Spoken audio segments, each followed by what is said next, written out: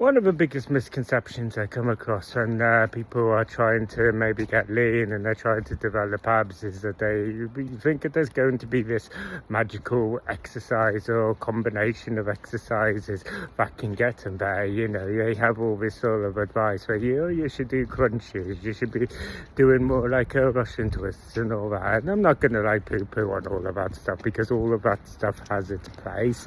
But, you know, it is, you know, all of us are going to play their part in the sense of, you know, developing those abs and strengthening your core. You know, all those core exercises, you know, like I said, are going to have a role to play. They're exercises that I incorporate all the time into my workout. But yeah, if your goal is to kind of, you know, get lean and develop like visible abs and stuff like that, then you know, your nutrition for your diet, the food that you're eating, is going to be doing about 70% of the lifting here. You know, there's just no way around it. You know, you are going to have to get that body fat percentage right down.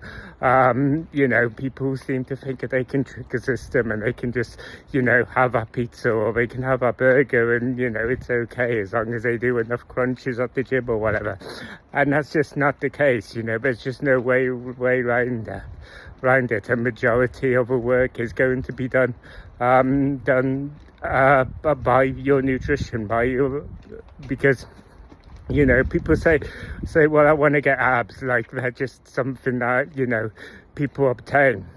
I see everybody has abs, but it's just a majority of us, you know, don't have them visible because they're just layered under obviously body fat. So to get them, so it stands to reason to get them kind of visible, you gotta get that percentage right down. So, and the way you do that is through your diet and through your nutrition. There's just no kind of way around it. There's no way of cheating the system. So yeah, if that's your goal, then yeah, focus on your nutrition. You know, that's going to be like I said, the one thing that's going to do a majority of the lifting here. So hope that helps.